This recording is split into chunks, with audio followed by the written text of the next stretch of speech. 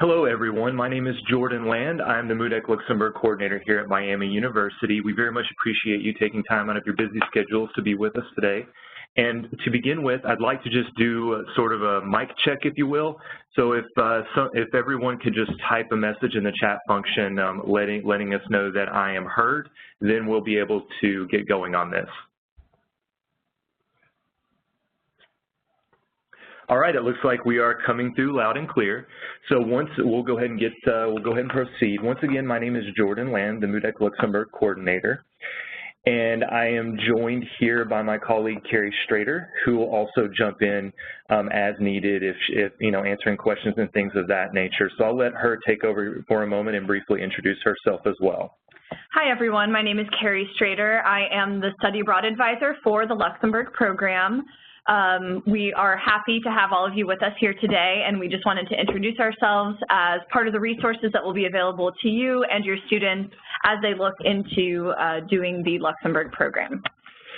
And before we get started, I would like to remind everyone to use the chat function in the WebEx system to record your questions. For obvious reasons, we've muted everyone so that we don't have background noise and things of that nature. So please do remember to just use the chat function. And what we'll do is after the presentation is concluded, it should take about 30 minutes, maybe 40 minutes or so. We'll go through your questions at that time. So no worries there. You will have the chance to let us know of anything that you are particularly curious about. So with that being said, we'll go ahead and get started. You should see my screen. I'm sharing that with everyone now. Could I have some folks chime in on the chat function and let me know that you can see the presentation? Great. Okay, thank you. We will move on. Okay, so the Miami University Dole Boyce European Center has been around for about 50 years now, and it's been located in two physical locations in the country of Luxembourg. It's currently located in the 15th century Chateau de Differdange, which is in the town of Differdange, about 15 miles southwest of the capital city of Luxembourg as the crow flies. So to get into some of the program specifics, some of the program highlights, what makes the MUDEC program attractive, what sets it apart from other study abroad programs. First of all, students from all majors can participate in this program. Most study,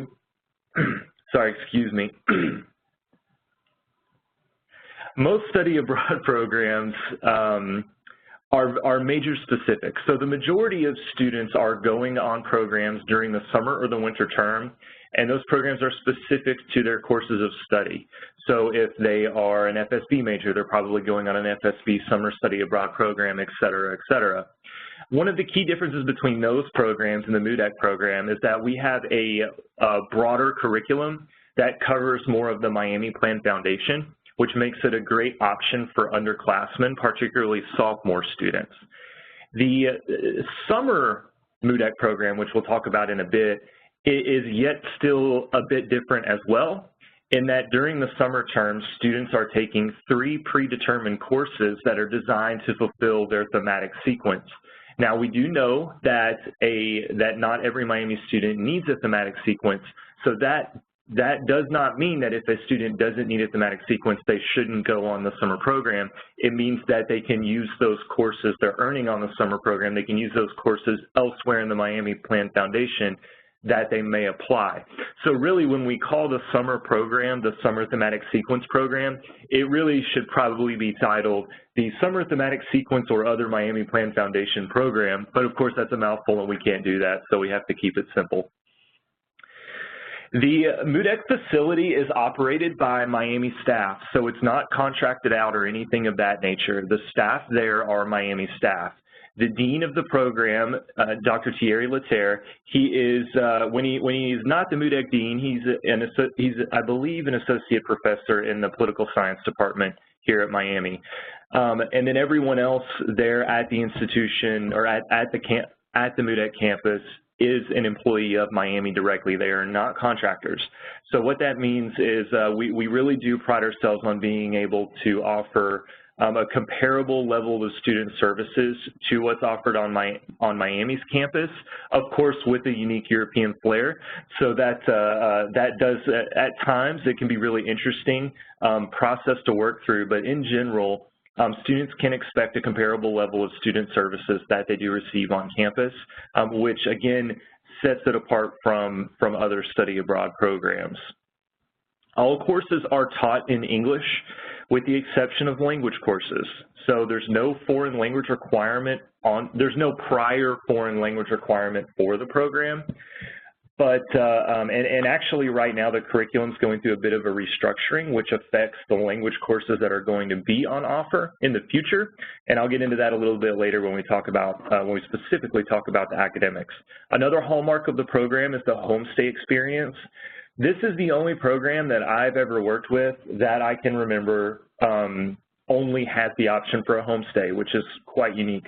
If programs offer homestays, they typically offer other housing options as well, such as apartments or dormitories, residence halls.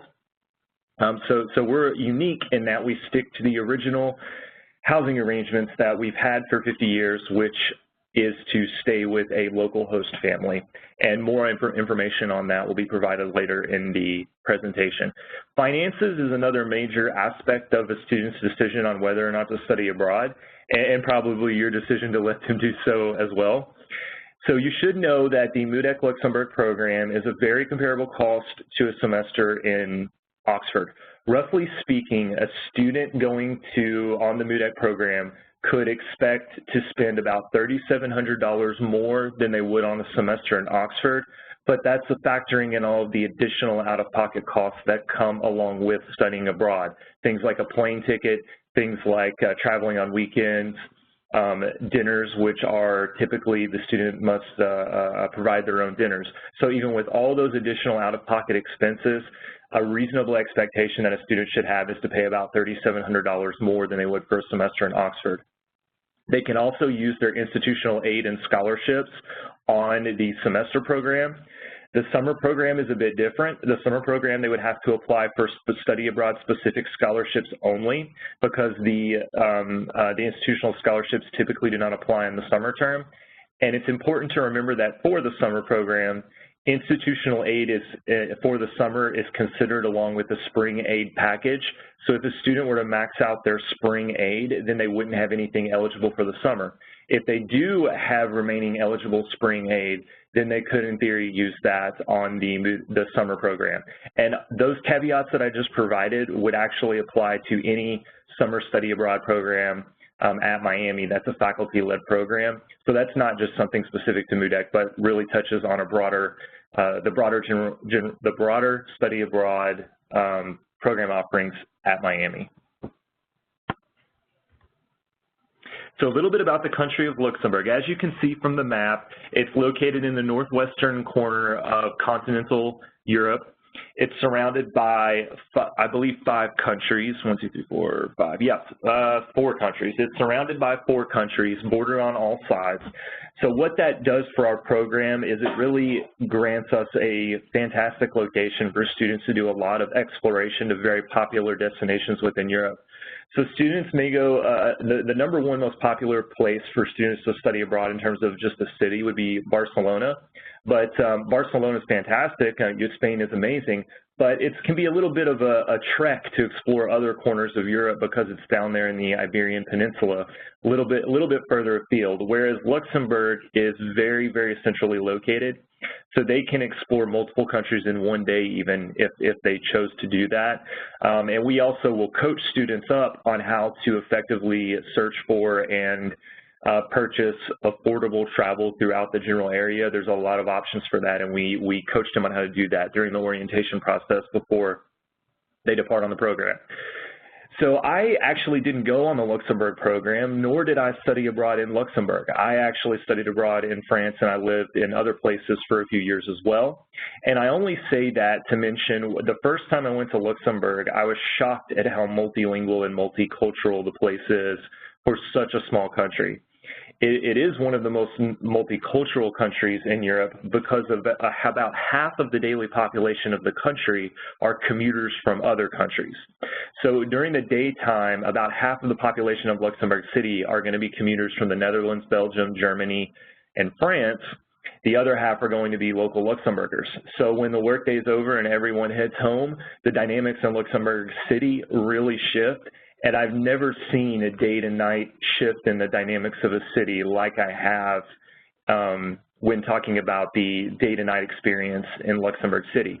It is without a doubt the most multilingual country I've ever been to, and I would be hard pressed to point to a more multilingual country on earth. Definitely there isn't one within Europe. That's because at a minimum, every Luxembourger is going to speak Luxembourgish, French, and German, usually all three pretty well. Many of them will also speak English, so we're talking 4 languages. And then a lot of folks in Luxembourg are Portuguese, are immigrants from Portugal. So their first language is actually Portuguese, and a lot of times they'll speak Portuguese, English, French, or German. So really it is an amalgam of a lot of different languages. And a student can reasonably assume that everyone's going to at least be speaking French, English, French, German, and Luxembourgish, and English is a very distinct possibility. Okay. All right, so some of the academic requirements for the program. This slide's really geared towards the semester-long program. So students are going to be enrolled in a minimum of 16 credit hours during the semester, and they are going to be enrolled in 9 credit hours during the summer and only 9 credit hours. During the semester program, the students could potentially be enrolled in 16, 17, or 18 credit hours, depending upon what they'd like to do and what they're going to have to do based upon the degree requirements that they're trying to fulfill. 2 of the 16 credit hours are actually seminar credits, and these are experiential seminar credits that are given to the students by virtue of having gone on the program. So really, when we're talking about credits that are lecture related, that will have the students sitting in a lecture format in class, that really is only going to be 14 credit hours. If they're taking a 16 credit hour load. And then during the 9 credit hour summer program, it's just a straight up 9 credit hours, 3 courses, 3 credit hours each. There's no option in variation there.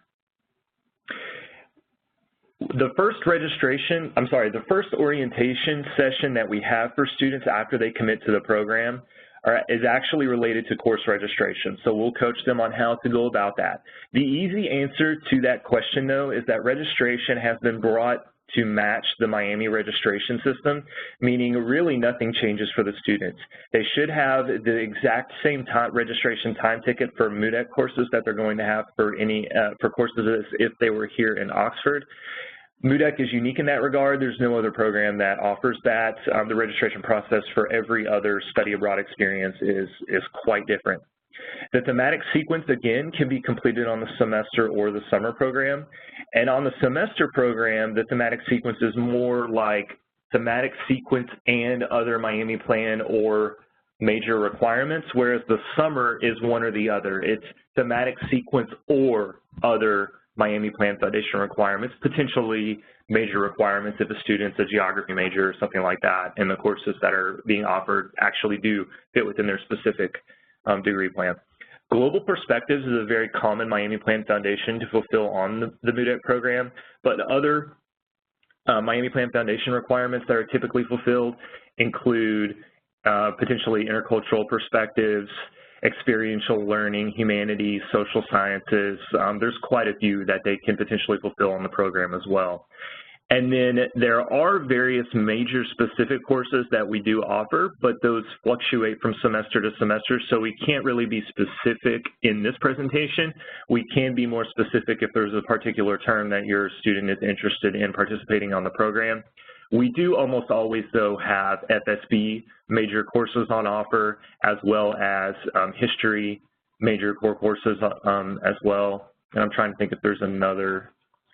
Oh, political science. That was Carrie helping me out with that one there. So Political science, history, and FSB are very typical major specific courses, but others may be on offer depending upon the specific term that the student wishes to study on the program.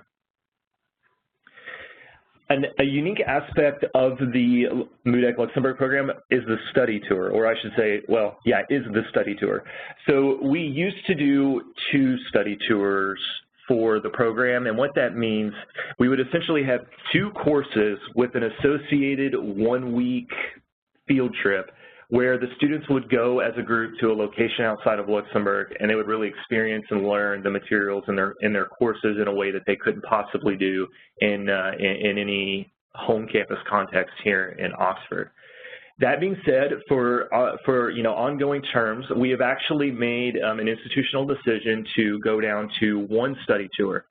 The reason for that, we actually want to provide the students even more free time to do more independent discovery within Europe.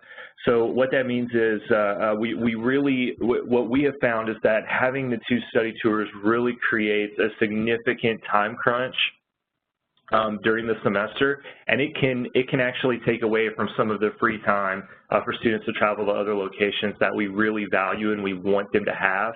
So we really are just trying to provide them with a greater opportunity to do some more of their own exploration. The other reason as well is that the 2 study tour format was really stretching our resources way too thin.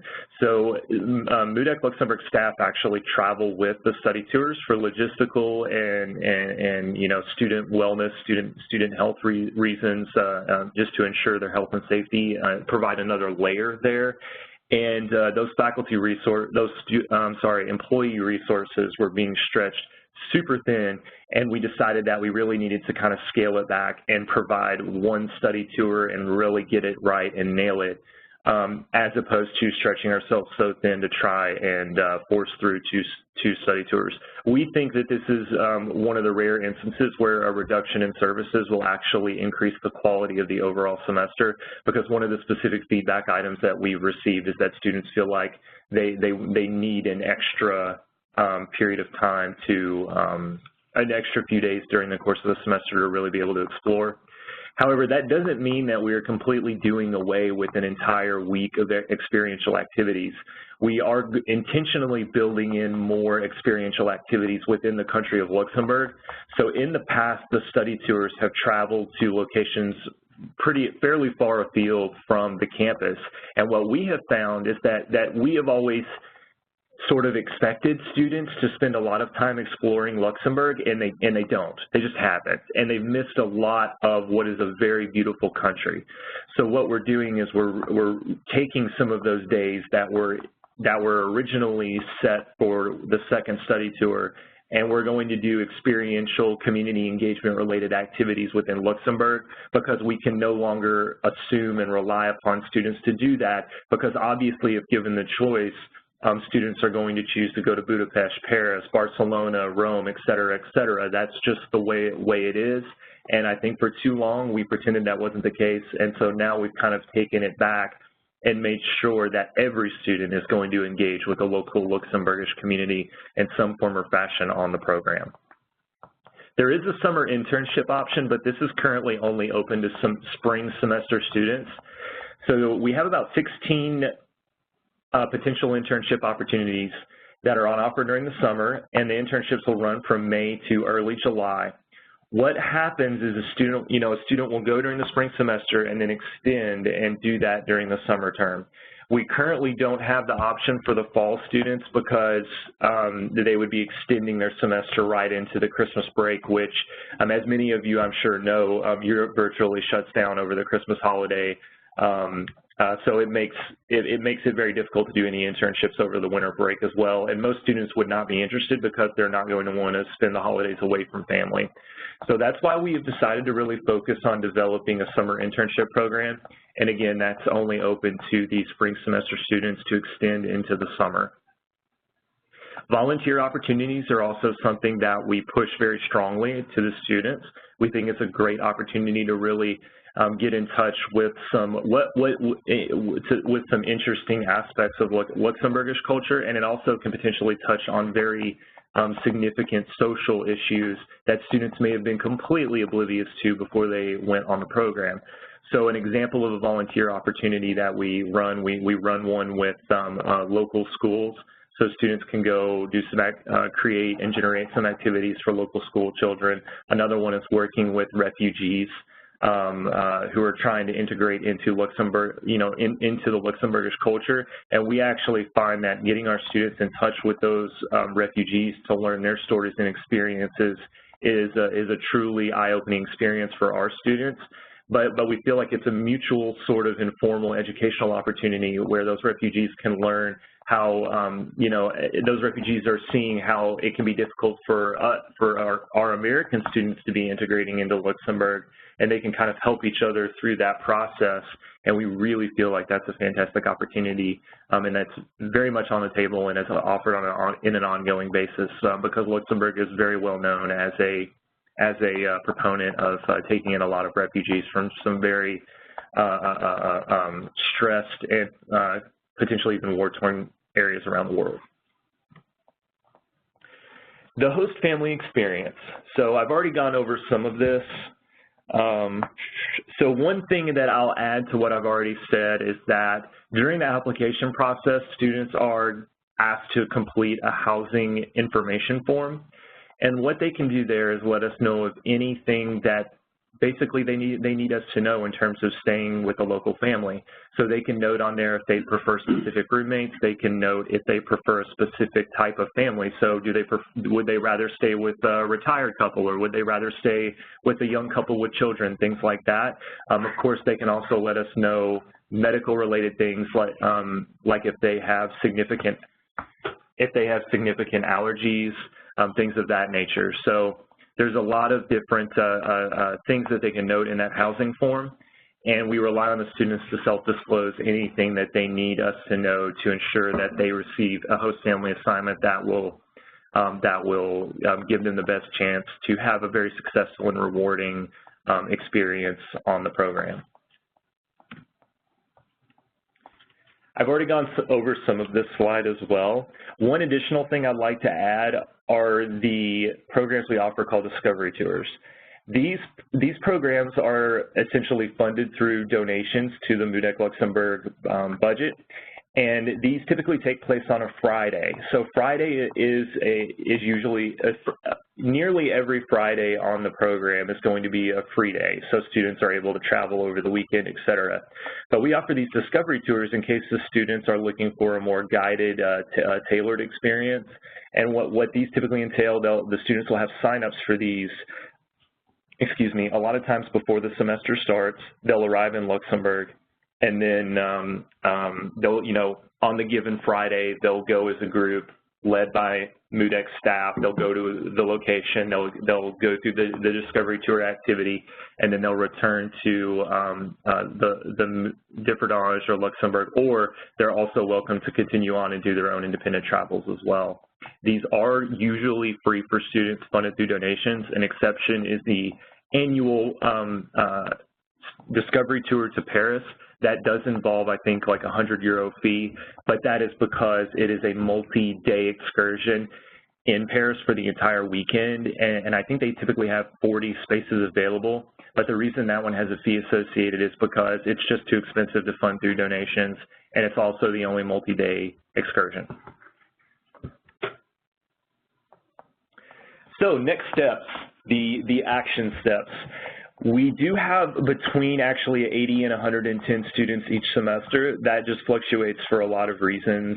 But for example, this coming spring we have 104, and we look to continue that momentum into the fall semester.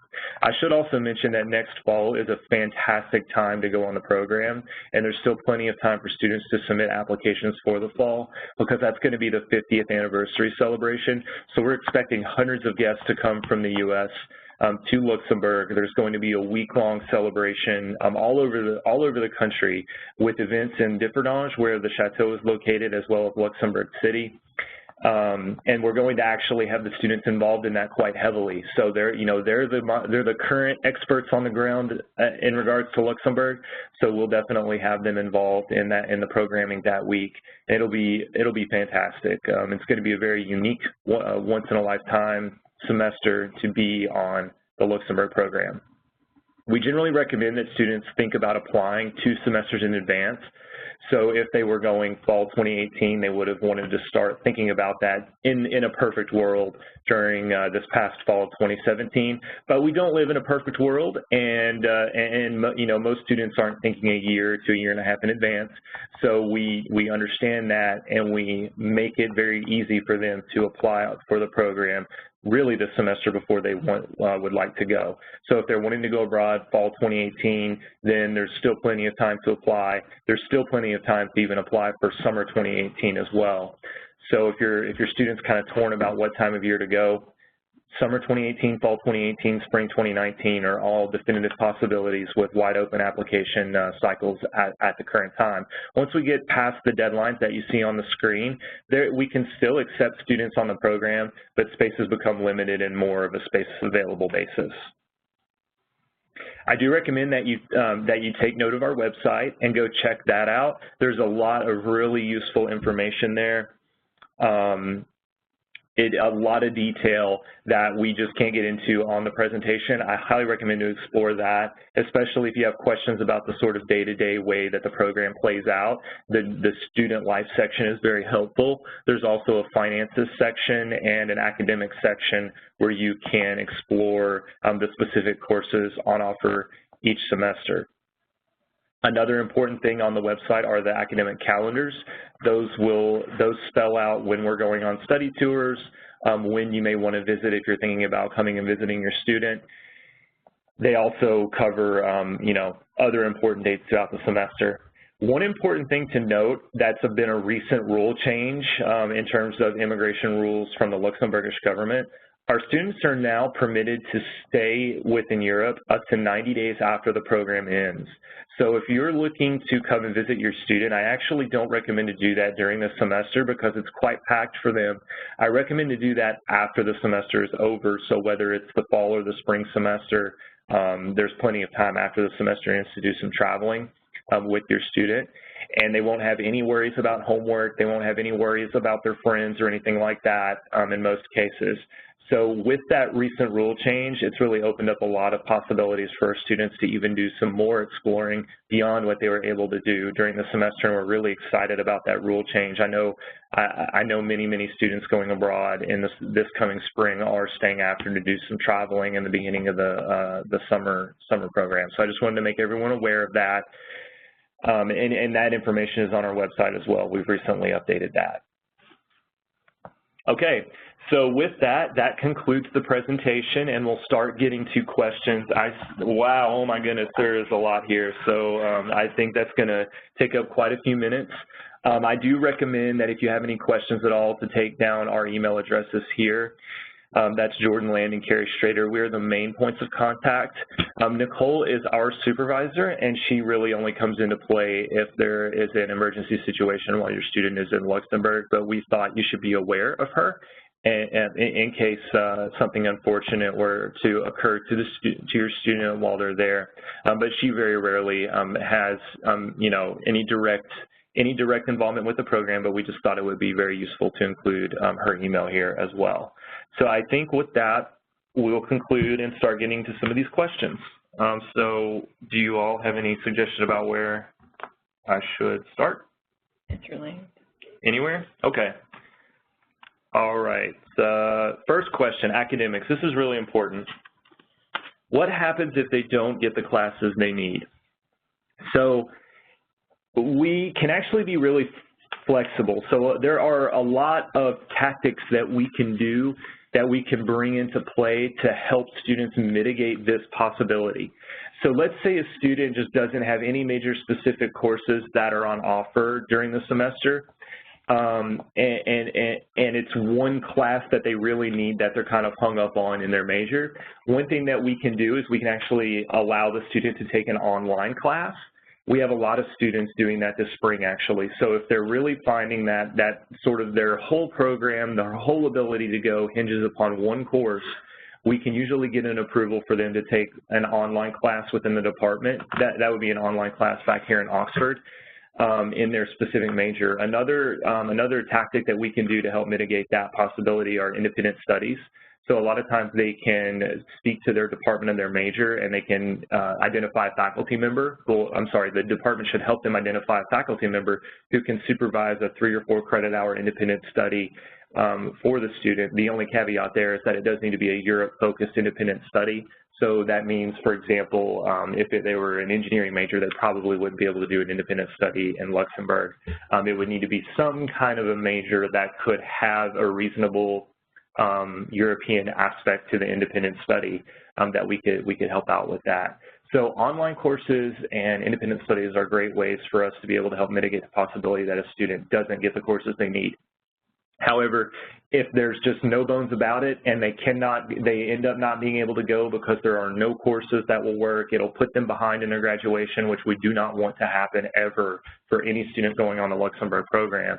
If that's the case, then they can withdraw from the program. We can switch them over to an Oxford home campus, and then they can continue registering for classes the next semester as they would have in any case. So there's a lot of flexibility there in that regard. If a student is running into a situation where the Luxembourg courses on offer in a given term really just aren't working for them. So I hope that answers that question, and I'm just going to, excuse me for a second, I'm going to take a sip of water. I'm running a little dry here. Just one moment.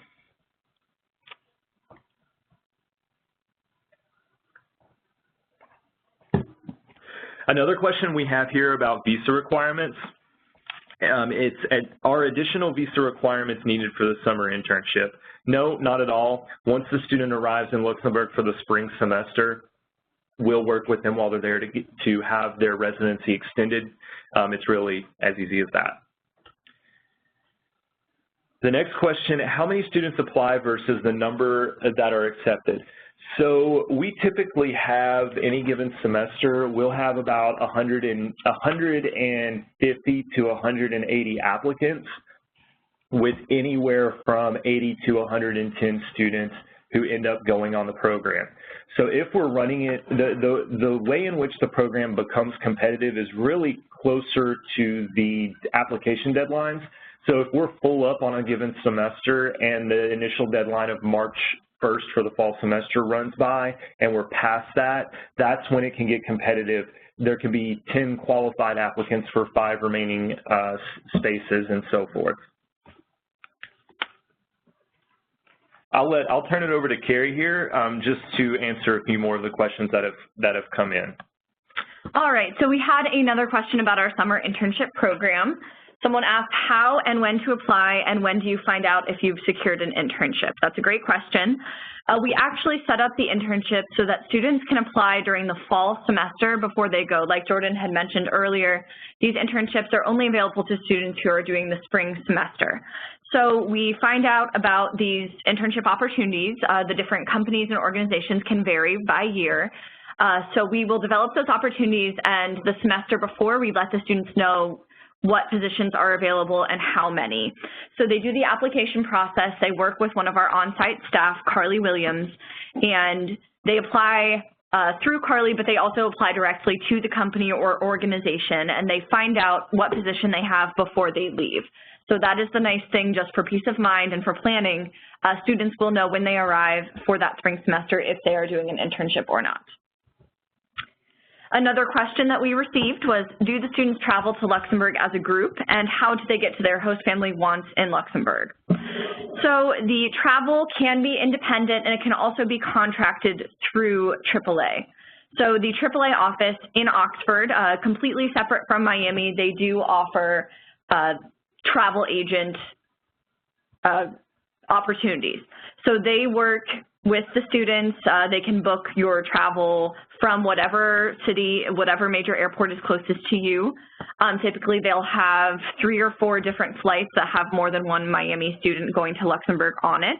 However, students are more than welcome to arrange their own independent travel, and we can also help them find those flights that work best for them. We just have a kind of timeline where we want students to arrive at the airport around the same time on the same day. Typically, we'll have a shuttle from the airport to the chateau, and some students may also be picked up by their host families. So once they find out their host families before they leave, they can contact them, and typically the host family, the student can work out directly with the host family if they will be picked up from the airport. If not, the students will be greeted by Miami staff and taken on the shuttle. So another question about host families. Someone asked, how are host families chosen, and are there more than one Miami student with a host family? So the host families are chosen through a pretty intricate process by Cricky Dumont, who is our housing coordinator, and she is based in Luxembourg. She is Luxembourgish, and she is very familiar with all of these families, some of whom have been hosting Miami students for 20, 30, 40 years. It's pretty incredible. So we take into account students' dietary preferences, any kind of, even just the dynamic of the host family that they're looking for, any allergies, anything that the student would feel is relevant to their well-being and success when they're in Luxembourg, we take into account. And yes, most host families actually host more than one Miami student, and students are encouraged to request each other, and that is something that is also taken into account.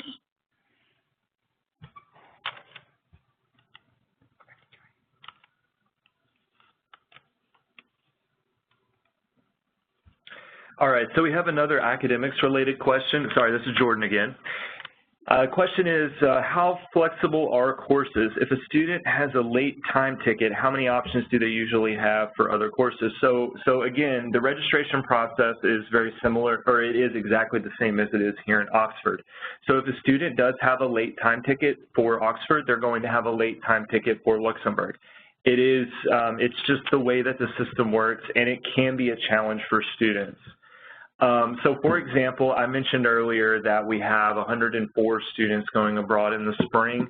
We only had 3 students, so we originally had 107. Just to give you an idea of the numbers and how we're almost always able to work this situation out. We had 107 students prior to registration, and then we had 104 after. So it was only 3 students out of that many that truly had immovable challenges that we couldn't address despite our best efforts. So it is very, very, very likely that that a student will be able to come to some arrangement, even if they have the latest time ticket, to be able to make sure that they can still go on the program. It's not a guarantee. We can't always do that, but I think the track record speaks for itself. There's very few students who don't go on the program because they have a late time ticket. And I'll turn it back over to Carrie. All right, so we had another question. This one is related to finances. So does the $3,700 differential that Jordan referenced include independent exploration or travel costs? So the answer to that is yes. That estimate does include the cost that students typically incur when they go and travel elsewhere on weekends. Just keep in mind that that is an estimate, of course. I would like to refer you to our website. We have a finances section and a very detailed cost sheet. In this cost sheet not only includes all of the Miami tuition and fees and the Luxembourg-specific fees, but also what most students experience in terms of their costs for independent travel. So that could be a great resource for you. Another question, this one relating to admission. How likely is a sophomore student to be accepted for the spring semester? Should they apply for more than one semester at once, or just try to apply early for the semester of their choosing? So we actually have lots and lots of second-year students on our program. It's the most well-represented group, and actually academically, curriculum speaking, it can make a lot of sense for second-year students. They can do those foundational Miami Plan requirements while they're in Luxembourg. So there is absolutely no reason that a sophomore student would be at a disadvantage in the application process. They should go ahead and try to apply for the semester that works best for them, and we do one-on-one advising, so if they have any kinds of questions, they can contact Jordan or myself. Okay, we just had another question come in. I'll take this one. The question is it possible to do Luxembourg for a semester as a computer science major who is almost done with Miami plan? Possible, yes, but that's a very specific question. So what I would say is just send me an email. That's landjm@miamioh.edu. Send me an email. Let me know who the student is. I'll get in touch with them, set up an advising appointment, and if they bring in their laptop, we can look at their DARs and see where they stand and what's being offered at what's being offered at MUDEC, and we can really answer that question for them. That's not really something I can give you a definitive answer on in this format.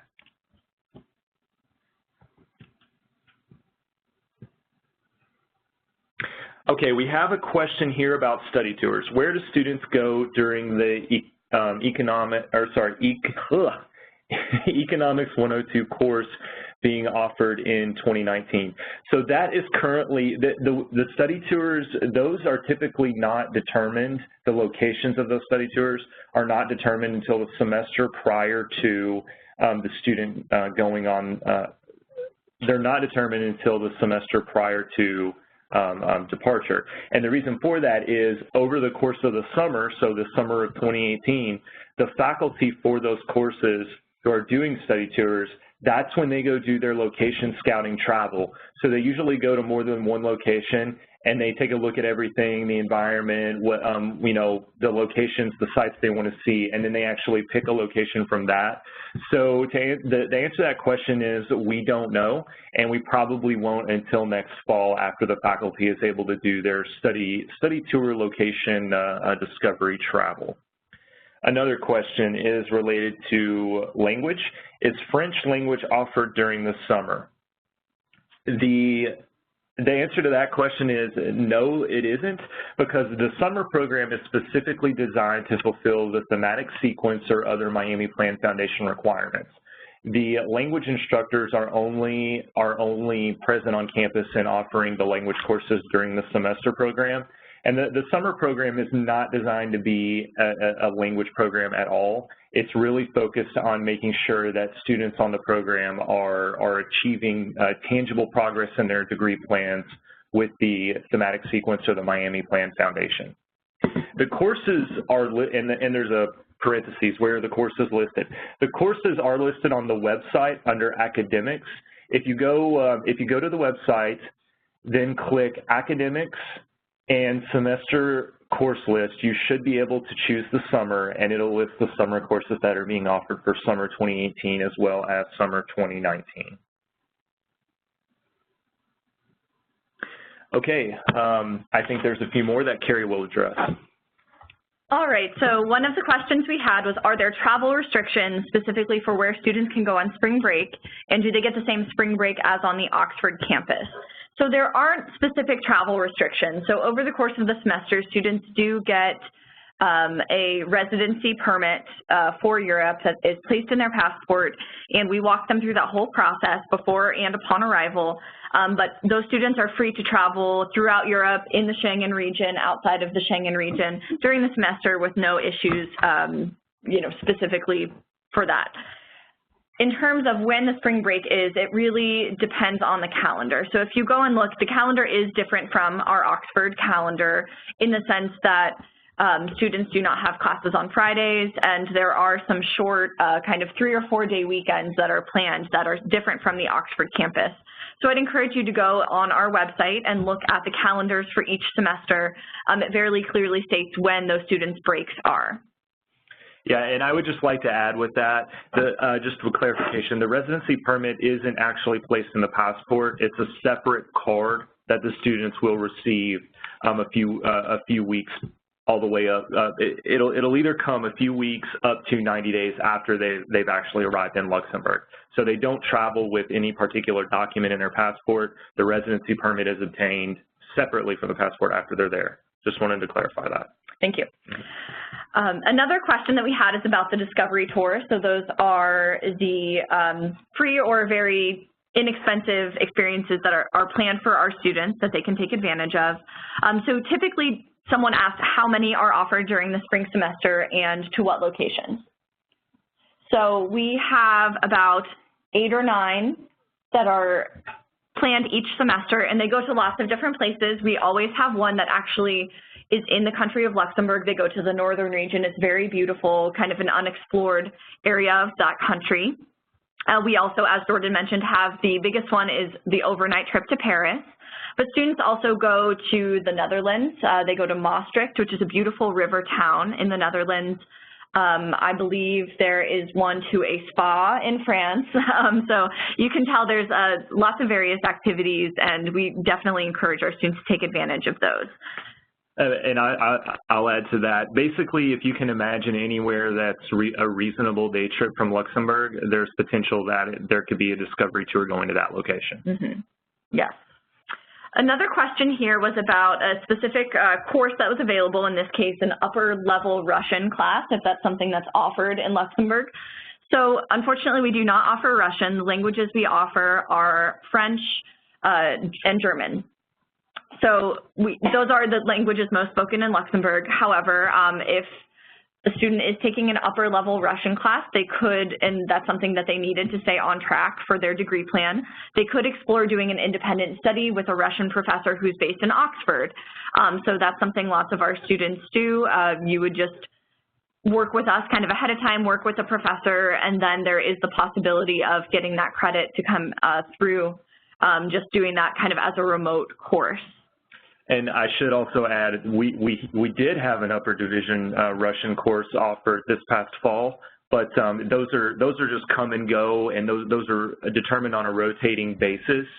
So what's offered one semester, because we're sending faculty from Oxford, so they can't all, we can't always offer these very specific sort of niche courses in an ongoing basis. But that was one course that was offered this past fall. But going forward, it's not in the regular rotation because that faculty member could only go for that short period of time at the beginning of last fall semester. All right, it looks like we have gone through all of the relevant, we've gone through all the very valued questions. All questions are equal. We didn't miss any. So I want to have you rest assured on that. But we do appreciate everyone's time today, and it's been great. Please do contact myself or Carrie if you have any further questions whatsoever, and we do very much look forward to having your students study abroad in Luxembourg, either on the semester program or the summer program. Yeah, so thank you very much, and we hope everyone has a great day. Okay, someone said wait, so I think we'll hold just one more second to let that question come in, hopefully. Okay, so I think it's a question about cell phones. We have a lot of info on that on the website. So if you go there and then click on Student Life at the top of the homepage, then on the left-hand side of the screen you'll see Know Before You Go. And if you click on Know Before You Go, there is a packing section that also includes information about communications, and it really does cover any questions you might have about cell phones. We do provide the students with a European cell phone on arrival that includes unlimited talk and text and I believe 10 gigabytes of data per month anywhere in Europe to other European phone numbers, and that's a very important caveat. That would, those usage rates do not apply if the student is trying to call back to America. That's going to be significantly higher cost. So what we typically recommend students do is to bring their American phone with them. And even if it doesn't have any sort of international data plans or anything, they can turn all of the data services off so that they don't get hit with a lot of charges. And you utilize that phone on Wi-Fi for their FaceTime, the Viber, the WhatsApp, the things that they would be using to keep in touch with you back in the U.S. So the best way to keep in touch with the States is to utilize Wi-Fi-based communications, and then the best way for them to keep in touch with their other classmates and folks that they meet in Europe is actually to use their Luxembourgish phone. The fees for that are wrapped up in the fees that are paid for the program, so you're not getting hit with any additional charges related to that. So I think we've had another couple questions pop in. Okay, so question is, how engaged are host families with the students staying with them? The answer to that question is it depends. There are host families who are not really concerned with engaging the students in any meaningful way. It can be more of like a transactional thing, like just a room and board setup. Many students prefer that. I know that might come as a surprise, but many students actually prefer that. And that's one thing that is definitely notable on the housing form. So students can request whether they prefer a host family that is known to be a very engaged host family, or they can request one that isn't so engaged because they're not necessarily trying to get that out of the MUDEC Luxembourg program. Both situations are fine. Both can be, either preference can be noted on the housing form. I think there's more coming in now, so we'll keep going.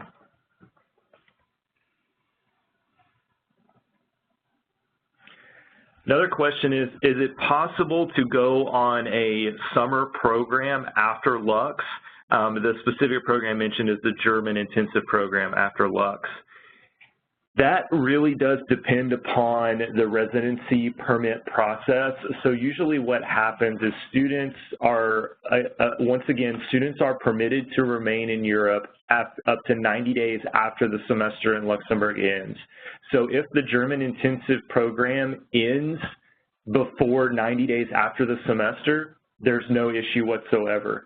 If the German program ends day 91 after the program's semester ends or later, then there could potentially be an issue, and it might involve needing to apply for some sort of an extension through the German embassy in Luxembourg City once they're in Luxembourg for the semester.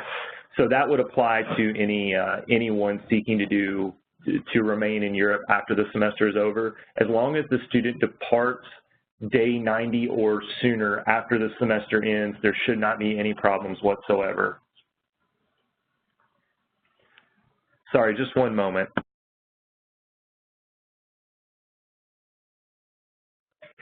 And I should clarify that what I've just said is true for U.S. students who are U.S. citizens. If your student is not a U.S. citizen or not an EU national, then the rules are different and definitely more complicated. So we would just address that on an individual basis if your student is not a U.S. or EU national. Okay, I think that is it. Once again, it's been a pleasure to provide this presentation to you, and please do feel free to contact Carrie or myself if you have any further questions whatsoever. We hope everyone has a great day. Thank you.